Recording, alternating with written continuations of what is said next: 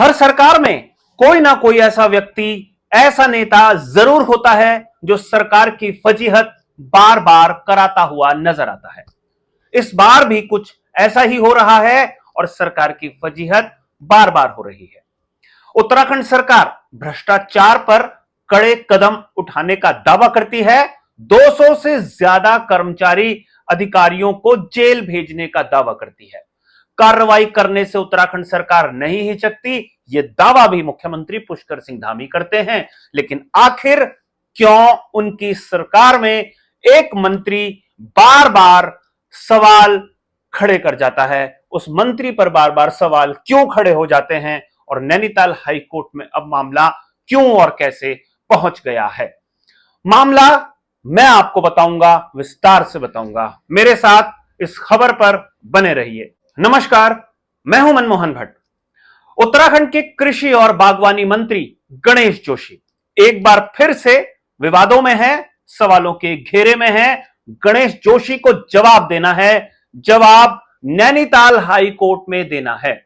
गणेश जोशी के मामले को नैनीताल हाई कोर्ट तक पहुंचाया है विकेश नेगी ने। विकेश नेगी जो पेशे से वकील हैं और आरटीआई एक्टिविस्ट के रूप में भी जाने जाते हैं। गणेश जोशी के काले कारनामों का चिट्ठा लेकर विकेश नेगी पहले भी देहरादून में विजिलेंस कोर्ट में तमाम दस्तावेज प्रस्तुत कर चुके हैं और विजिलेंस अदालत ने राज्य सरकार से इस मामले में दखल देने की बात कही थी, लेकिन वो मामला ठंडा हो गया था। गणेश जोशी का रसूख ऐसा था कि आरटीआई एक्टिविस्ट, पेशे से वकील विकेश नेगी को उन्होंने जिला बदर कर दिया था। लेकिन वो विकेश नेगी अपना जिला बदर खारिज कराने में कामयाब हो गए कमिश्नर की कोर्ट से, और उसके बाद विकेश नेगी ने एक बार फिर से कानूनी राह पकड़ी और अपने तमाम दस्तावेजों के साथ अपील दायर कर देते हैं नैनीताल हाई कोर्ट में, और नैनीताल हाई कोर्ट ने मामले का ले लिया है संज्ञान। और इसके बाद सुर्खियां एक बार फिर से बनने लगी हैं। गणेश जोशी कृषि और बागवानी मंत्री, उन पर आरोप है कि उन्होंने कृषि और बागवानी विभाग में कई प्रकार की अनियमितताएं की हैं, पैसे का गड़बड़झाला किया है। उनके ऊपर कोई मामला अभी साबित नहीं हुआ है। ये आरोप विकेश नेगी के द्वारा लगाए गए हैं। विकेश नेगी की एक और पहचान है, वो वकील तो हैं, आरटीआई एक्टिविस्ट भी हैं, लेकिन कांग्रेसी कार्यकर्ता, कांग्रेसी नेता के रूप में भी उन्हें जाना जाता है। तो ये विशुद्ध रूप से राजनीतिक आरोप भी हो सकते हैं। लेकिन यह मामला नैनीताल हाई कोर्ट में पहुंच रहा था, बात हो रही थी, चर्चा हो रही थी। नैनीताल हाई कोर्ट ने 23 जुलाई को गणेश जोशी को अपना वक्तव्य दाखिल करने का समय दिया है। यह एक अलग प्रकरण हो गया। एक और प्रकरण है। प्रकरण यह है कि 14-15 जून को एक मेला देहरादून का महेंद्र ग्राउंड है, वहां पर आयोजित होना था। बड़ा प्रतिष्ठित ये किसानों को लेकर मेला होना था। इस मेले की तैयारी कई महीनों से चल रही थी। अब 14-15 जून का समय खास तौर पर तय किया गया था ताकि पहाड़ और मैदान से तमाम किसान यहां पहुंचे, अपने उत्पादों को भी दिखाएं और अपने उत्पादों की प्रदर्शनी लगाने के साथ साथ कृषि मंत्री ने केंद्रीय कृषि मंत्री शिवराज सिंह चौहान को भी आमंत्रित किया हुआ था। शिवराज सिंह चौहान यहां पहुंचते, यह मेले का सफल आयोजन हो पाता, उससे पहले ही बॉबी पंवार ने एक नया बखेड़ा खड़ा कर दिया। समस्याओं के घेरे में गणेश जोशी और उनकी पूरी टीम को डाल दिया। पूरी टीम मतलब कृषि विभाग। आरोप गणेश जोशी और उनकी टीम के अधिकारियों पर लगाए गए कि एक टेंडर जो मेले के आयोजन के लिए आयोजित किया गया था, कॉल किया गया था, उस टेंडर में भी घपलेबाजी थी। और वो टेंडर जब खुलता उससे पहले ही एक संस्था, एक कंपनी काम करने लगी थी और 50 ट्रकों में सामान भरकर मेले के आयोजन की व्यवस्था करने लगी थी। इस कंपनी को भी मालूम था कि जब टेंडर खुलेगा उसके बाद उनको टेंडर अवार्ड होगा, शर्तें बनेंगी, बॉन्ड साइन होगा, वो एक प्रक्रिया होती है और उस काम में देरी हो सकती है जिसका आयोजन, जिस मेले का उनको आयोजन करना है। इसलिए उस कंपनी ने पहले ही काम अपना शुरू कर दिया और यहीं से सारा बखेड़ा खड़ा हो गया।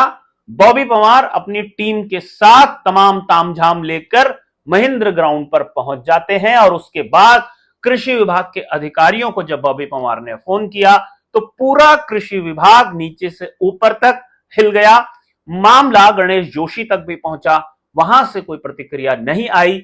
बाद में मुख्यमंत्री कार्यालय ने हस्तक्षेप किया और बताया जाता है कि मुख्यमंत्री के आदेश के बाद जो मेला था उसे फिलहाल स्थगित कर दिया गया है। लेकिन स्थगित करना एक बात नहीं है, बात यह है कि आखिर क्या कृषि विभाग का टेंडर मैनेज हुआ था?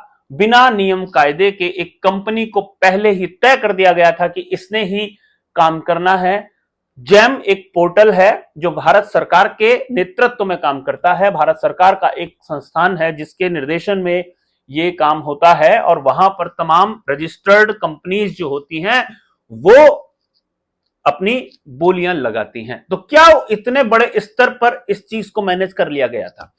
अब गणेश जोशी के ऊपर दो ताजे ताजे प्रकरण स्पष्ट रूप से दिखाई देते हैं। एक, टेंडर इन्होंने मैनेज किया, इनकी टीम ने मैनेज किया, इनके विभाग ने मैनेज किया, और दूसरा कृषि और बागवानी विभाग में इन्होंने गड़बड़झाला किया है और उसको लेकर नैनीताल हाई कोर्ट में सुनवाई शुरू हो गई है। विजिलेंस ने जो मामला पहले चल रहा था वो मामला ठंडा हो गया और उसके बाद कई सवाल खड़े हो गए कि आखिर गणेश जोशी को कौन बचाता है, गणेश जोशी कैसे बच जाते हैं, वो भी तब जब देहरादून से लेकर या कह लीजिए उत्तराखंड से लेकर दिल्ली तक या कह लीजिए राज्य से लेकर केंद्र तक भ्रष्टाचार पर कोई भी ऐसी बात नहीं है जिसे एक्सेप्ट किया जाता है। ये दावे राज्य से लेकर केंद्र तक के बड़े बड़े बीजेपी के पदाधिकारी और सरकार के बड़े बड़े मंत्री से लेकर दूसरे पदाधिकारी करते रहे हैं। और अगर एक व्यक्ति, एक नेता राज्य सरकार की फजीहत लगातार करा रहा है तो इससे यह तो अंदाजा लग ही जाता है कि कहीं ना कहीं कोई ना कोई तो है जिनका संरक्षण गणेश जोशी जैसे नेताओं को बीजेपी में प्राप्त है। मुख्यमंत्री अपने मंत्री पर कोई कार्रवाई क्यों नहीं कर पाते, यह भी एक बड़ा सवाल है, क्योंकि मुख्यमंत्री की छवि, सरकार की छवि उनके मंत्रियों की कार्यशैली से भी बनती है और वो कार्यशैली अगर गड़बड़ होती है तो छवि सीधा सीएम की भी, सरकार की भी खराब होती है।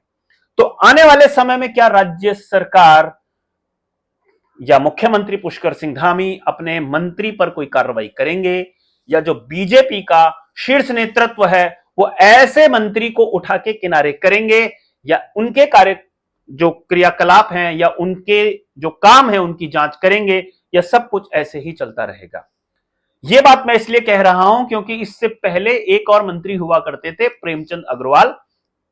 उन्होंने बीजेपी को संकट में डाला, उन्होंने राज्य सरकार की जो भूमिका थी उसको भी संदेह के घेरे में लाकर खड़ा कर दिया। खूब फजीहत राज्य सरकार की, खूब फजीहत मुख्यमंत्री पुष्कर सिंह धामी की हुई, लेकिन आखिर सख्त फैसला सरकार को लेना पड़ा, बीजेपी के शीर्ष नेतृत्व को लेना पड़ा और प्रेमचंद अग्रवाल को किनारे कर दिया गया। बाकी और मंत्रियों की अगर आप बात करेंगे तो अपने छुटमुट बहुत सारी चीजें हो रही होंगी, लेकिन गणेश जोशी का नाम बार बार भ्रष्टाचार के मामले में उजागर होता रहा है और कोई आरटीआई एक्टिविस्ट जो पेशे से वकील है, कांग्रेस का कार्यकर्ता है, उसके पास अगर वो दस्तावेज नहीं होते तो ना ही विजिलेंस की अदालत कोई निर्देशित करती राज्य सरकार को और ना ही हाईकोर्ट कोई निर्देश देता। तो कहीं ना कहीं कुछ तो ऐसा है जो गड़बड़ है। वो गड़बड़ क्यों पकड़ में नहीं आ रही है, क्यों कार्रवाई नहीं हो रही है, यह भी एक बड़ा सवाल है। क्या यह कार्रवाई भविष्य में होगी, देखना काफी महत्वपूर्ण होगा। अभी के लिए साथियों इतना ही। अगली किसी विशेष रिपोर्ट में आपके सामने हम फिर से हाजिर होंगे, तब तक हमें इजाजत दीजिए। नमस्कार।